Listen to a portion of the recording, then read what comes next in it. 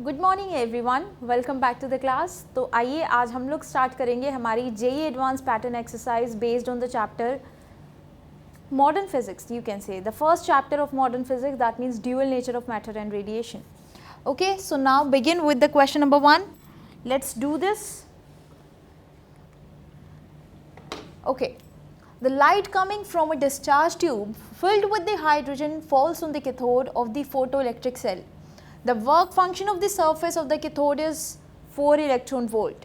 Which one of the following values of the anode voltage given in volts with respect to the cathode will likely to make the photocurrent zero? हमसे question में क्या पूछा गया है, हमें दे दी गई है एक डिस्चार्ज ट्यूब। समझना है, यहाँ पर एक डिस्चार्ज ट्यूब है आपके पास, ठीक है। It is filled with the hydrogen and the light coming from this discharge tube it is falling on the cathode of a photoelectric cell. अब ये तो थी आपकी कि एक ट्यूब है, यहाँ से आपकी एक रे निकल रही है, एक लाइट निकल रही है, वो किस पे पड़ रही है, कैथोड पे,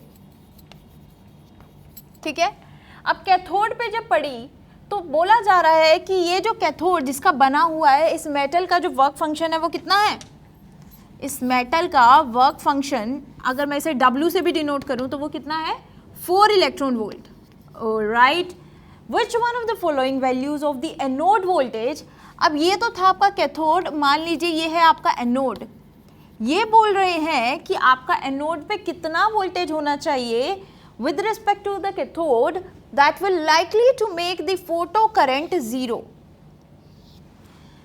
कितना वोल्टेज हम इसको दें ताकि जो मेरा यहाँ से जब यहाँ पर रेडिएशन पड़ती है तो यहाँ से क्या निकलते हैं, फोटो इलेक्ट्रॉन्स निकलते हैं। जो फोटो इलेक्ट्रॉन्स यहाँ से निकल रहे हैं वो एनोड तक ना पहुँच पाए। कितनी वोल्टेज मैं दूं एनोड को कि वो वोल्टेज वो जो फोटो इलेक्ट्रॉन्स हैं वो यहाँ तक ना पहुँच पाए। तो बेसिकली हमें स्टॉपिंग पोटेंशियल जो है अप्लाई करना पड़ता है, या आप बोल सकते हैं हमें एक ऑपोजिट वोल्टेज देनी पड़ती है ऑपोजिट रोड को, या बोल सकते हैं ऑपोजिट जो हमारी एनोड है या कैथोड है, हमें इसे वोल्टेज देनी पड़ती है ताकि हम इलेक्ट्रॉन्स को रोक सकें। अगर इलेक्ट्रॉन को रोकेंगे तो फोटो करंट क्या हो जाएगा, जीरो। यानी कि अगर आपके इलेक्ट्रॉन यहाँ तक पहुँच ही नहीं पाएगा तो इलेक्ट्रॉन अगर मोशन ही नहीं होगा तो फोटो करंट क्या होगा, जीरो। तो मुझे वही वोल्टेज क्या करनी है, फाइंड आउट। अब देखिए मेरी बात सुनिएगा, यहाँ पे आपको पूछा जा रहा है, बोला जा रहा है कि this gas is filled with the hydrogen, right. अब आप जानते हैं कि अगर आपने आपकी जो गैस है this is filled of hydrogen, this discharge tube. अब यहाँ पर जो आपके इलेक्ट्रॉन्स यहाँ से निकलेंगे, जब आप बोल सकते हैं इंसिडेंट फोटोन्स जो यहाँ से निकल रहे हैं, उनकी जो एनर्जी होगी वो कितनी होगी, 13.6 इलेक्ट्रॉन वोल्ट। ये होती है आपकी ग्राउंड स्टेट में एनर्जी। अब अगर आपको एक्साइट करके उसको एमिट आउट करना है तो आप कितनी एनर्जी वहां देते हैं, that energy will be equals to. अब देखिए मैं यहां बोल रही हूं कि मुझे यहां कितना पोटेंशियल देना पड़ेगा यहां पर, तो वो पोटेंशियल कितना होना चाहिए, वो इतनी एनर्जी होनी चाहिए जो इसको रोक सके। तो वो एनर्जी कितनी होगी, यहां लिख सकते हैं that energy will be equals to minus 13.6 plus the work function। Energy कितनी, 13.6 जो थी ग्राउंड स्टेट में हाइड्रोजन एटम्स की एनर्जी, प्लस अब यहाँ क्या कर सकते हैं हम, हमारी जो वर्क फंक्शन हमें दिया गया है 4 इलेक्ट्रॉन वोल्ट, वो एनर्जी जो होगी, these two energies are going to be added up and you will be landed up with the minus 9.6 electron volt energy. अब ये जो आपकी एनर्जी है, आपके यहाँ पर जो इलेक्ट्रॉन्स पहुँचेंगे उसकी जो एनर्जी होनी चाहिए वो इतनी एनर्जी होनी चाहिए, पर आपको इन इलेक्ट्रॉन्स को रोकना है। रोकने के लिए क्या करना पड़ेगा, आपको इतना पोटेंशियल प्रोवाइड करना पड़ेगा, राइट। तो आपको जो पोटेंशियल प्रोवाइड करना पड़ेगा वो कितना होगा, that will B also around 9.6 volt. वही होगा, क्योंकि जितनी एनर्जी होती है उतना ही आपको पोटेंशियल स्टॉपिंग के लिए पोटेंशियल प्रोवाइड करना होता है। तो ये है आपका 9.6 वोल्ट। अब हमें क्या देखना है, हमारे जो ऑप्शंस हैं उसमें से कौन सा ऐसा ऑप्शन है जो इसके अप्रॉक्स हो 9.6, क्योंकि हमें कोई लंबी चौड़ी कैलकुलेशन नहीं करनी है. This is the question which is based on your understanding skill, right. तो ये एक कॉन्सेप्चुअल क्वेश्चन था. यहाँ पर देखिए आपके पास 4 ऑप्शन है, -4, -6, -8 एंड -10. यहाँ पर जो आपके पास पोटेंशियल आया विच इज -9.6 वोल्ट, ये किसके अप्रॉक्स है? इन चारों में से कौन ऐसा है जो इसके नियरेस्ट वैल्यू है? -10. तो यानी कि -10 वोल्ट जो होगा, ये वोल्टेज आपको प्रोवाइड करनी पड़ेगी ताकि जो आपके इलेक्ट्रॉन्स हैं वो एनोड तक ना पहुंच पाए. तो ये जो -9.6 है, ये है आपका पोटेंशियल. ठीक है, आइए देखते हैं नेक्स्ट क्वेश्चन. ये क्वेश्चन कोई बहुत टफ क्वेश्चन नहीं था, कोई बहुत इजी क्वेश्चन मैं इसे कह सकती हूँ अगर एडवांस के लेवल पे देखा जाए, बट कंफ्यूज करने वाला क्वेश्चन थोड़ा था, थोड़ा बच्चों को घुमाने वाला क्वेश्चन की किस तरीके से आपको घुमा दिया जाए. Next question. A neutron moving with the speed v makes a head-on collision with a hydrogen atom in the ground state kept at rest. हमें दिया गया है कि एक न्यूट्रॉन है जो v वेलोसिटी के साथ मूव कर रहा है और वो एक हाइड्रोजन एटम के साथ हेड ऑन कोलिजन कर रहा है जो कि रेस्ट पोजीशन पर है. The minimum kinetic energy of neutron for which inelastic collision will take place is. हमें क्या निकालनी है? Minimum kinetic energy of neutron for which inelastic collision will take place, and we have been given a condition that assume the mass of proton is nearly equal to the mass of neutron.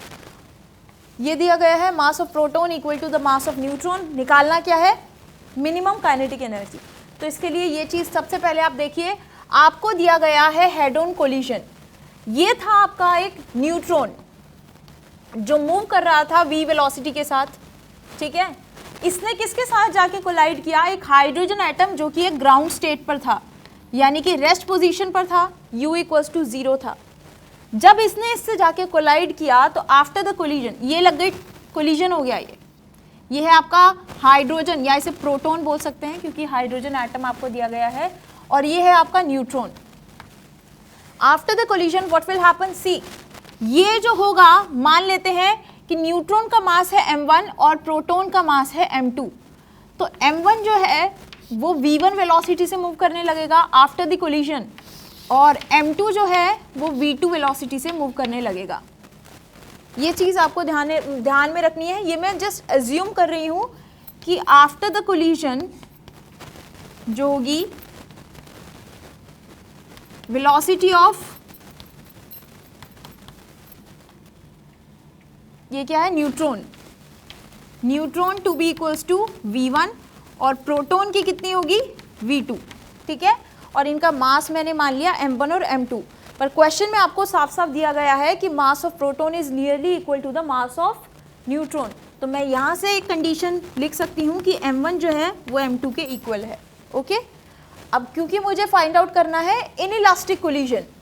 अब सबसे पहली बात, जब आपने 11th class में chapter पढ़ा work energy power, उसमें आपको क्लियरली मैंने बताया था कि इनइलास्टिक कोलिजन क्या होता है. इनइलास्टिक कोलिजन में क्या होता है? आपका मोमेंटम जो है कंजर्व रहता है, बट जो आपकी काइनेटिक एनर्जी है वो किसी न किसी फॉर्म में लूज हो जाती है. There is a loss of kinetic energy in the inelastic collision. तो यहाँ पर आपका जो मोमेंटम होगा वो कंजर्व रहेगा. तो according to conservation of momentum, conservation of momentum एक बार लगाएंगे. बहुत ही ट्रिकी, मैं कह सकती हूँ बहुत ही ट्रिकी क्वेश्चन ये दिया गया था जेईई एडवांस में, और अगर आपने मतलब नहीं सोच पाए तो आप इस क्वेश्चन को इजीली नहीं कर पाएंगे. तो कंजर्वेशन ऑफ मोमेंटम के अकॉर्डिंग क्या होगा? m1 v1, पहले ये किस वेलोसिटी से मूव कर रहा था? v से. इनिशियल u थी इसकी, और इसकी इनिशियल थी 0. और फाइनल वेलोसिटी आफ्टर कोलिजन क्या हुई? m1 v1 plus m2 v2. अब क्योंकि m1 और m2 बराबर हैं तो ये सारे जो है मैं इनको m लिख सकती हूँ. ठीक है, इनको m कर देते हैं, ले लेते हैं कि m1 is equals to m, right. अब देखिए आपके पास क्या बचा? v equals to v1 plus v2. ठीक है, ये इक्वेशन बची. स्क्वायरिंग भी अगर मैं करूंगी तो मेरे पास क्या आएगा? v square equals to v1 square plus v2 square plus 2v1 v2. ये इक्वेशन को हमें संभाल के रखना है क्योंकि आगे ये यूज़ होंगी। अब देखेंगे ये था आपका कंजर्वेशन ऑफ मोमेंटम। अब आती है कंजर्वेशन ऑफ एनर्जी। आप जानते हैं कि काइनेटिक एनर्जी जो है वो किसी ना किसी फॉर्म में लूज हो जाएगी। तो वो लूज किस फॉर्म में होगी? क्योंकि यहाँ पर जब कोलिजन हो रहा है, आप क्वेश्चन को दोबारा से पढ़िए एक बार, कि हाइड्रोजन एटम तो जो था वो ग्राउंड स्टेट में था, जो कि रेस्ट पे था, और उसके बाद हमें क्या निकालना है? Minimum kinetic energy of neutron. अब मेरी बात सुनिए, जब यहाँ पर हुआ इनइलास्टिक कोलिजन, इनइलास्टिक कोलिजन की वजह से जो आपकी काइनेटिक एनर्जी लूज हुई न्यूट्रॉन की, वो किस में कन्वर्ट हो गई? इस हाइड्रोजन एटम को एक्साइट करने में। ठीक है, तो ये जो एनर्जी आपकी होगी अब क्या कहाँ यूज हो जाएगी? मैं यहाँ लिख सकती हूँ half m this v square जो इनिशियल वेलोसिटी थी, प्लस हाफ m जीरो का स्क्वायर क्योंकि इसकी इनिशियल जो थी वो जीरो थी, equals to half m v1 square plus half m v2 square. तो आपके पास क्या आ गया? हाफ m तो अब कैंसिल कर सकते हैं आप, v square equals to v1 square plus v2 square. ये आ गई आपके पास दूसरी इक्वेशन। ठीक है, अब क्या करेंगे देखिएगा, v स्क्वायर जो है इक्वेशन नंबर 1 से जो आपने फाइंड आउट किया, इसे मान लेते हैं इक्वेशन नंबर 1।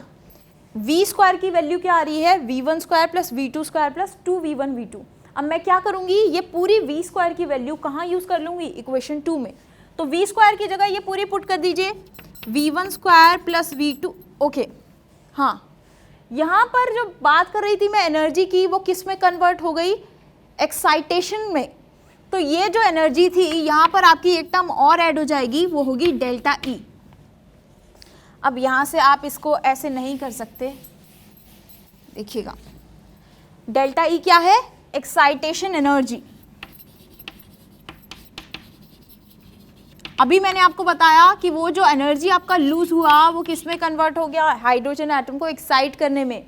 अब यहाँ से अगर आप पूरी इस इक्वेशन को 2/m से डिवाइड करेंगे तो आपके पास क्या आ जाएगा? v square plus 0 equals to v1 square plus v2 square plus, पूरी इक्वेशन को किससे हमने डिवाइड किया है? 2/m से।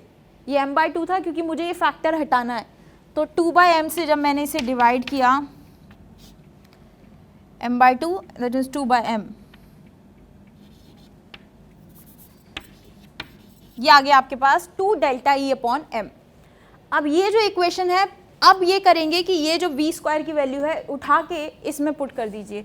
मान लेते हैं ये जो आई है ये है इक्वेशन 2, तो v square is equals to v1 square plus v2 square plus 2v1 v2 equals to v1 square plus v2 square plus 2 delta E upon m।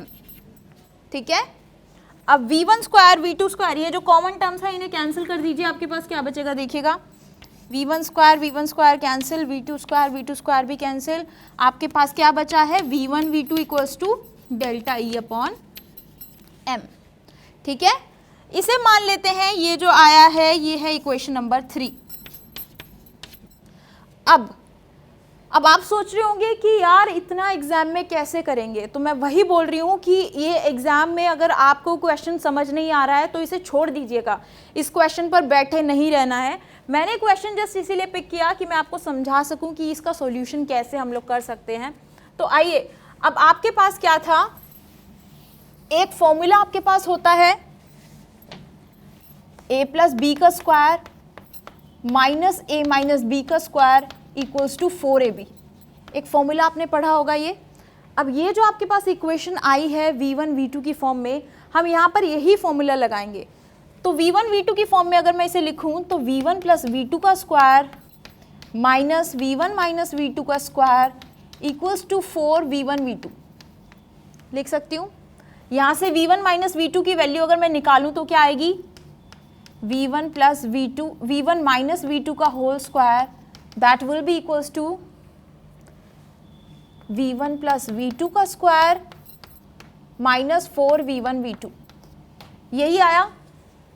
अब देखिए, अब मैं क्या करूंगी, इस इक्वेशन को पूरा खोल दीजिए,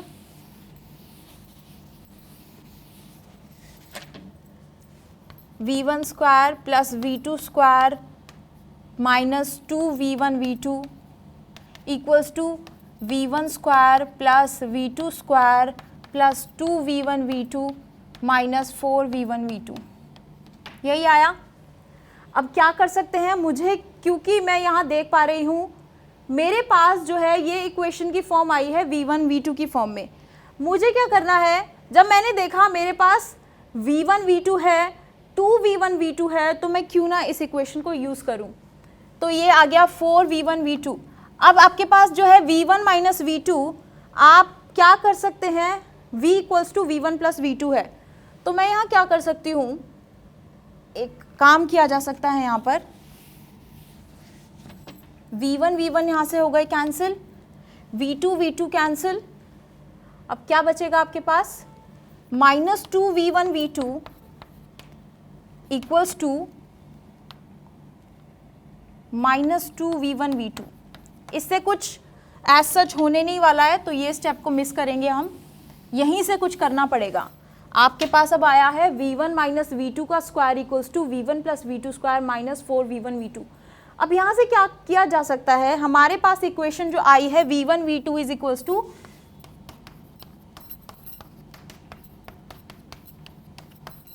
4, v1 v2 की वैल्यू क्या आई है, डेल्टा ई बाय एम, तो मैं यहाँ क्या कर सकती हूँ, delta E by M put कर सकती हूँ।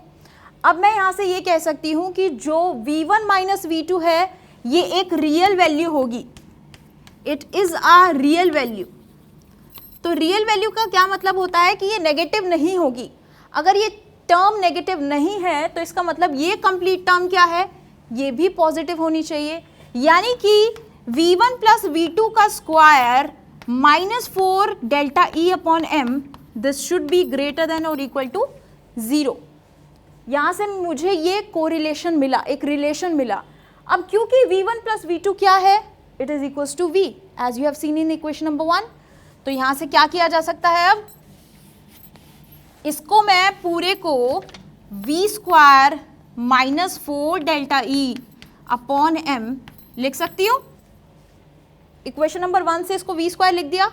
अब देखिए दिस इज ग्रेटर देन और equals to 4 delta E upon M.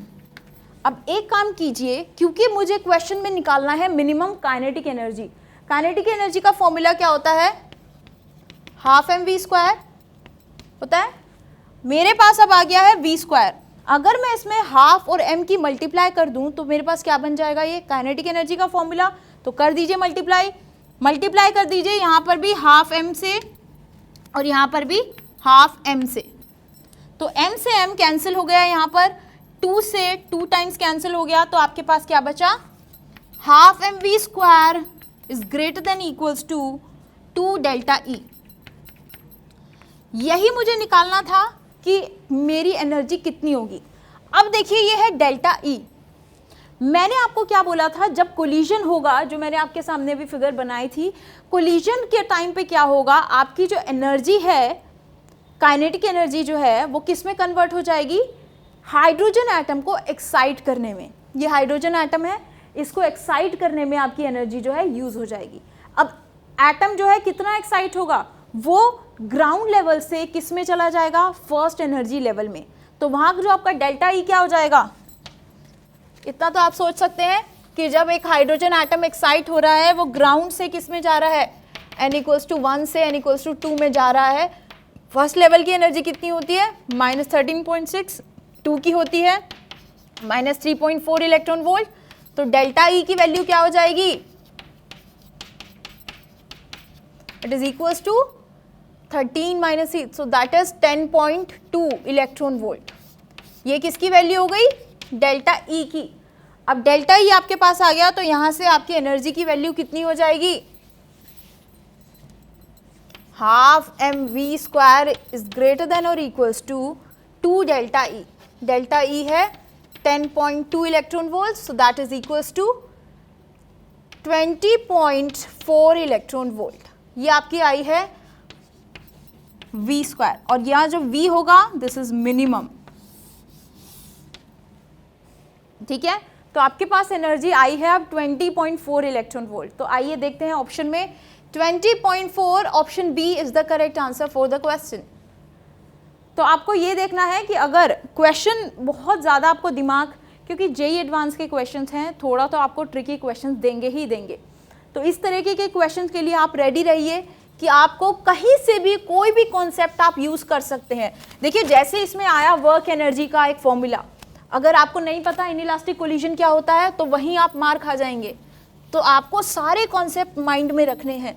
अब दूसरी चीज़ है, आपने अभी जो फॉर्मूला यूज़ किया a+b² - a - b² = 4ab, वो भी दिमाग में नहीं आता है कि कहाँ क्या यूज़ करना है।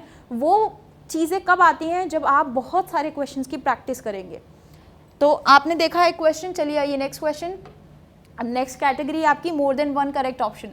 For the photo electric effect with incident photon wavelength lambda, the stopping potential is V0. Identify the correct variation of V0 with lambda and 1/λ। तो हमें किस किस का वेरिएशन बताना है, V0 का किस किस के साथ, लैम्डा के साथ, और V0 का 1/λ के साथ। तो हमें दिए गए हैं 4 ग्राफ, जिसमें 2 जो है वो V0 और लैम्डा के बीच प्लॉटेड हैं, और बाकी के 2 ग्राफ V0 और 1/λ के बीच प्लॉटेड हैं। हमें बताना इनका करेक्ट रिलेशन। यहाँ से रिलेशन निकालने के लिए हमें ये सबसे ज़्यादा ज़रूरी है कि हम वो फाइंड आउट करें कि लैम्डा और V0 में रिलेशन कहाँ से हम लोग गेन कर सकते हैं। तो वो आपका आएगा आइंस्टाइन्स फोटो इलेक्ट्रिक इक्वेशन,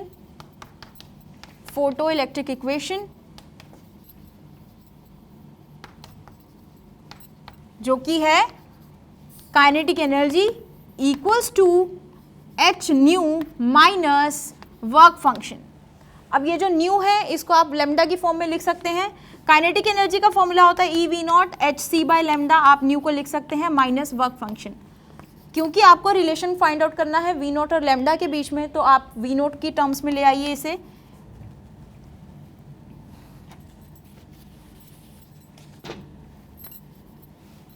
या इट वॉज करेक्ट।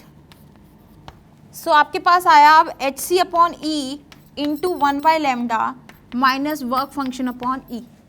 ये आपके पास आया फॉर्मूला। अब देखिए इस इक्वेशन में अगर आप ग्राफ प्लॉट करेंगे V0 और 1/λ के बीच, सबसे पहले मैं ये वाला रिलेशन देख रही हूँ V0 और 1/λ का।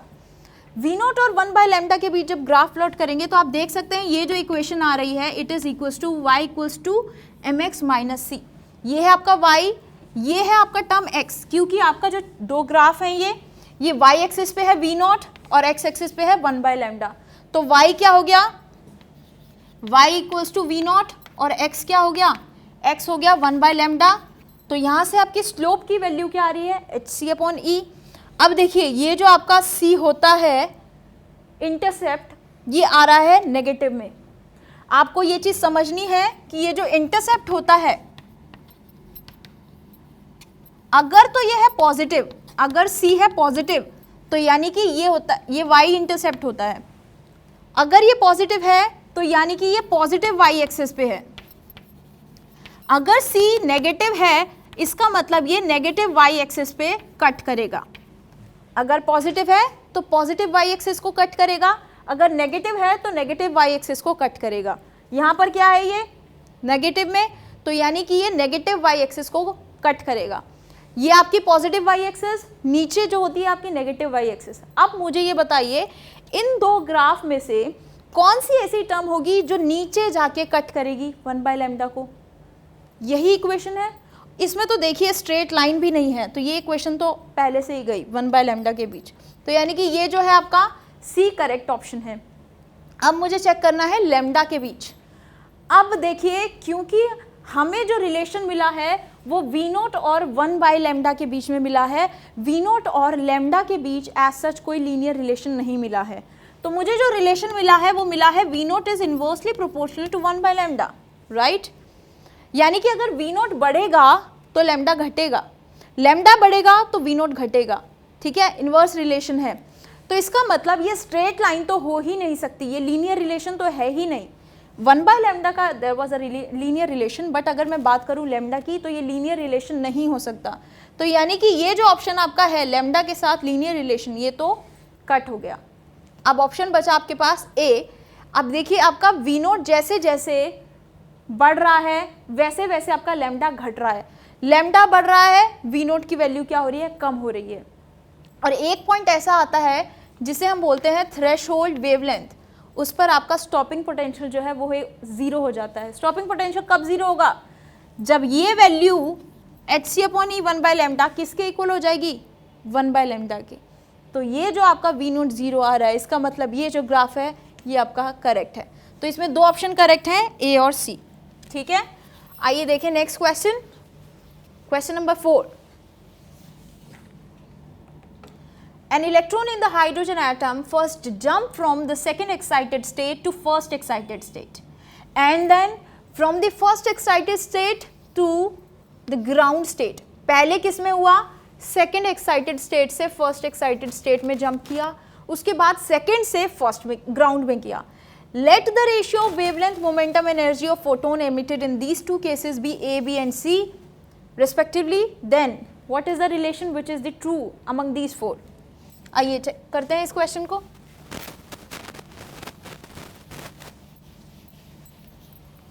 हमें क्या दिया गया है कि ग्राउंड स्टेट कौन सी होती है, जब n होता है 1, first excited state n equals to 2, this is the first excited state. ये बार बार आपको बता चुकी हूं काफी बार।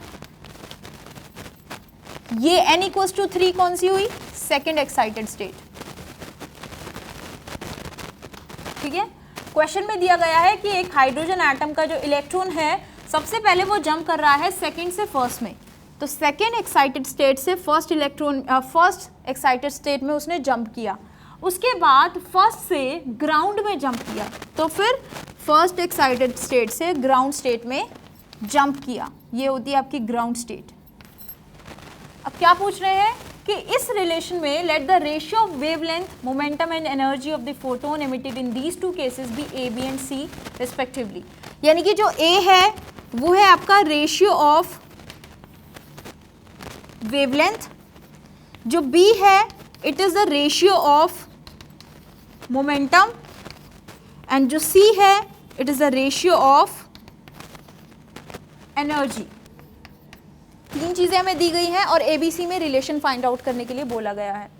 अब देखिए, सबसे पहले अगर मैं इनकी एनर्जी देखूं तो एनर्जी का जो फॉर्मूला होता है, एनर्जी की अगर बात की जाए, it is equals to 13.6 1/nf² minus 1/ni²।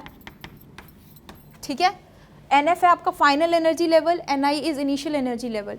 क्योंकि मुझे रेशियो निकालना है किस किस का, मान लेती हूँ ये है E1, ये है E2, इसका अगर रिलेशन निकालना है तो E1 क्या होगा यहाँ पर, E1 will be equals to 13.6, इसका फाइनल एनर्जी लेवल कौन सा है 2, इनिशियल कौन सा था 3, तो 1/2 का स्क्वायर माइनस 1/3²।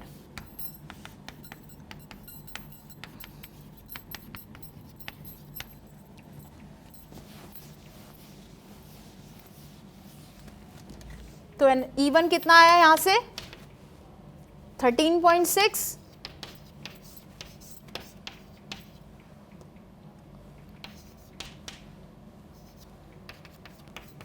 इंटू 5/36।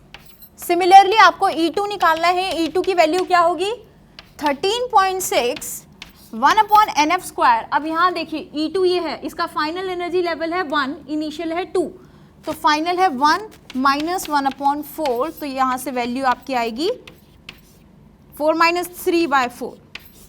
ठीक है, अब क्योंकि निकालना है रेशियो E1/E2 जिसकी वैल्यू है C, क्योंकि C है हमारा रेशियो ऑफ एनर्जी, तो C की वैल्यू क्या हो जाएगी, it is equals to E1/E2। तो 13/6 13.6 कैंसिल, आपके पास आया 5/36 मल्टीप्लाइड बाय 4/3, सो 4 9 36, आपके पास आंसर आया 5/27।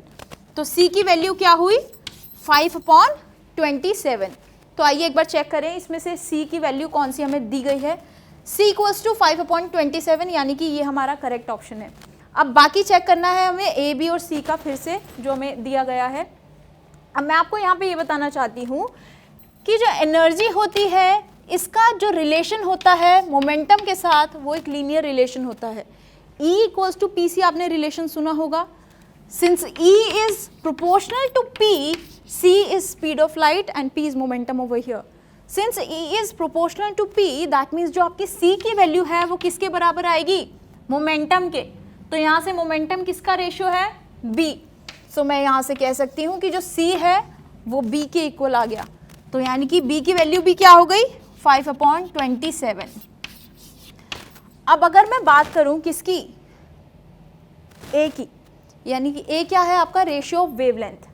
अब देखिए E जो है वेवलेंथ के साथ इसका क्या रिलेशन होता है, 1/λ का, यानी कि अगर मैं बात करूं इनके रेशियो की, तो E का रेशियो क्या है, C is inversely proportional to lambda, lambda का 1/a, तो कह सकते हैं C is coming out to be equals to 1/a।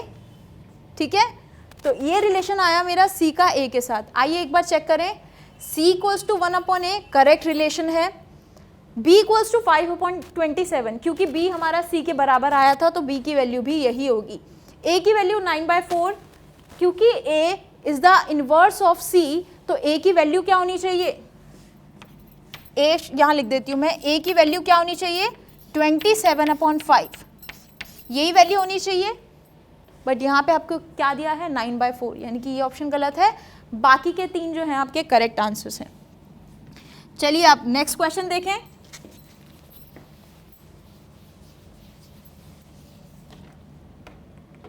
Question number 5. The graph between 1/λ and stopping potential V of 3 metals having work function phi1, phi2, phi3. ये देखिए, ये आपको 1/λ दिया गया है, ये V दिया गया है।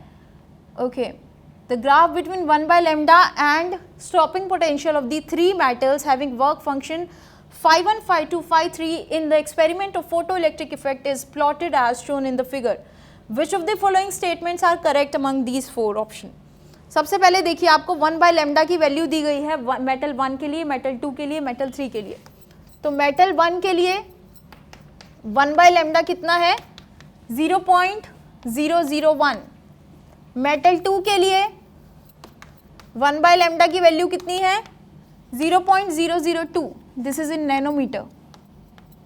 और मेटल 3 के लिए 1/λ कितना है, it is equals to 0.004 nanometre.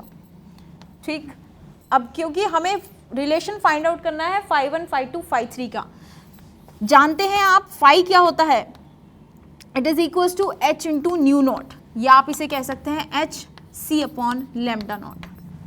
क्योंकि आपको रिलेशन करना है, रेशियो फाइंड आउट करना है phi1 ratio phi2 ratio phi3, तो यहाँ से phi1 की क्या वैल्यू होगी, ये आपको जो दिए गए हैं, these all are the lambda naught, क्योंकि आपको लिखा गया है stopping potential V of the 3 metals and 1/λ। ये जो वैल्यू होती है जहाँ पे आपका जो स्टॉपिंग पोटेंशियल है वो एकदम 0 हो रहा है, तो ये जो वैल्यू होती है ये होती है आपकी लैम्डा नॉट। तो लैम्डा नॉट इन 3 केसेस के लिए क्योंकि मैं जानती हूँ, तो मेरी वैल्यू क्या हो जाएगी, hc/λ0। लैम्डा नॉट की वैल्यू क्या आएगी यहाँ से, अच्छा कंप्लीट ही लिख सकते हैं 1/λ0, तो ये क्या आ जाएगा, 0.001 रेशियो 0.002 नैनोमीटर रेशियो 0.004। तो या तो आप इसे लिख सकते हैं 1:2:4, यही रेशियो आ रहा है phi1, phi2, phi3 का। आप देख सकते हैं यहाँ पे आपको 1/λ की वैल्यू दी गई है, और 1/λ क्या होता है, phi/hc, लिख सकते हैं यहाँ पर 1/λ0 इक्वल्स टू 5/hc, क्योंकि तीनों hc हैं तो वो तीनों hc तो कैंसिल आउट हो जाएंगे, आपके पास ये रेशियो बन के आएगा।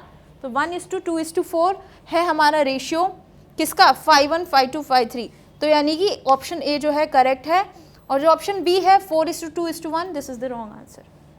बाकी बचे आपके पास 2 ऑप्शन, तो एक 1 by 1 चेक करेंगे। tan theta is directly proportional to hc/e where h is the Planck constant and c is the speed of light। अभी मुझे देखना है tan theta,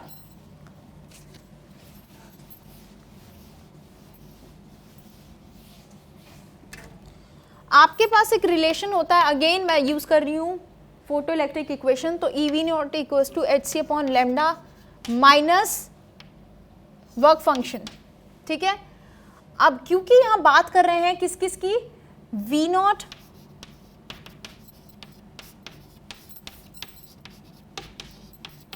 यहाँ पे जो टेन थीटा अब आपका आया है, टेन थीटा क्या होता है? स्लोप।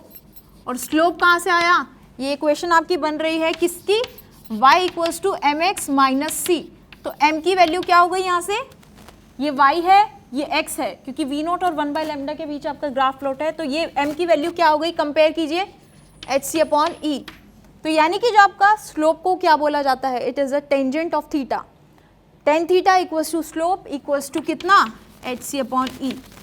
तो क्वेश्चन में यही दिया गया है कि जो टेन थीटा है it is directly proportional to H C upon E, where h is the Planck constant and c the speed of light. That means ये ऑप्शन भी हमारा करेक्ट है। अब हमसे लास्ट ऑप्शन पूछा जा रहा है कि the violet colour can eject the photo electrons from metal 2 and 3। सबसे पहली बात, अगर इस तरह का पूछा जाए कि यहाँ से इलेक्ट्रॉन्स निकल सकते हैं या नहीं निकल सकते हैं, इसके लिए हमें जानना होता है हमारा जो वर्क फंक्शन थ्रेशोल्ड फ्रीक्वेंसी और थ्रेशोल्ड वेवलेंथ। क्योंकि यहाँ सारी वेवलेंथ की टर्म्स में बात हो रही है, तो हम भी थ्रेशोल्ड वेवलेंथ की बात करेंगे। तो ऑप्शन नंबर डी के लिए हमें क्या करना है? जो हमारी थ्रेशोल्ड वेवलेंथ होती है जिसे बोला जाता है लैम्डा नॉट, क्योंकि जो आपकी थ्रेशोल्ड फ्रीक्वेंसी होती है, हम कहते हैं कि हमारे इलेक्ट्रॉन्स तभी निकलेंगे फोटो इलेक्ट्रॉन्स जब हमारी इंसिडेंट फोटोन की frequency will be greater than the threshold frequency of the metallic plate। Lambda note के केस में उल्टा हो जाएगा। यहाँ लैम्डा नोट की जो वेवलेंथ है, यानी कि आपकी जो थ्रेशोल्ड वेवलेंथ है, this should be greater then the wavelength of incident light. अब आप जानते हैं कि वॉयलेट की जो वेवलेंथ होती है it is equals to 4000 nanometer. अब अगर आपकी जो आपको दिया गया है नैनोमीटर, इट्स एंगस्ट्रॉम। अब अगर आपकी जो वेवलेंथ है, दैट मीन्स जो लैम्डा नॉट है, अगर ये 4000 से ग्रेटर हुआ, सिर्फ तभी आपके फोटो इलेक्ट्रॉन्स निकल पाएंगे, अदरवाइज नहीं। तो हमें चेक करना है इन तीन केसेस में कि इनमें से किसका लैम्डा नॉट जो है इट इज़ ग्रेटर देन दी 4000। सो आइए सबसे पहले चेक करें, यहाँ से लैम्डा नॉट की अगर वैल्यू निकालें आप, क्या हो जाएगी? 1/0.001 नैनोमीटर। ठीक है, तो यानी कि आपके पास आया कितना? 1000 नैनोमीटर, और या आप इसे लिख सकते हैं 10,000 एंगस्ट्रॉम। लैम्डा 1 की वैल्यू आ गई। अब लैम्डा 2 देखिए यहाँ से कितना होगा? लैम्डा 2 निकालना है आपको। लैम्डा 2 की वैल्यू हो जाएगी 1/0.002 नैनोमीटर। तो दैट मीन्स 1000/2 यानी कि 5000 एंगस्ट्रॉम। लैम्डा 3 कितना हो जाएगा आपका? 1/0.004 नैनोमीटर, और या आप इसे कह सकते हैं 2500 एंगस्ट्रॉम। ये आपके पास आ गई लैम्डा 1, लैम्डा 2, लैम्डा 3। जो कंडीशन इसको सेटिस्फाई करेगी कि जो वेवलेंथ है वो ग्रेटर देन 4000 होनी चाहिए, सिर्फ वहीं से इलेक्ट्रॉन्स निकलेंगे। तो 4000 से बड़ी कौन कौन सी है? एक तो ये और एक ये कम है। तो यानी कि दो मेटल्स, ये है मेटल 1, ये मेटल 2, इलेक्ट्रॉन कहाँ से निकलेंगे? मेटल 1 और 2 से। और आपको ऑप्शन में क्या दिया गया है? The violet colour light can eject photo electron from 2 and 3। तो 2 and 3 नहीं है, आंसर है 1 और 2, यानी कि ये ऑप्शन भी आपका गलत है। आपके जो दो हैं ए और सी आपके करेक्ट ऑप्शन। ये थे 5 क्वेश्चन। नेक्स्ट एक्सरसाइज में हम लोग करेंगे बाकी के next questions when we'll meet again. Okay, till then you keep practising. Thanks a lot.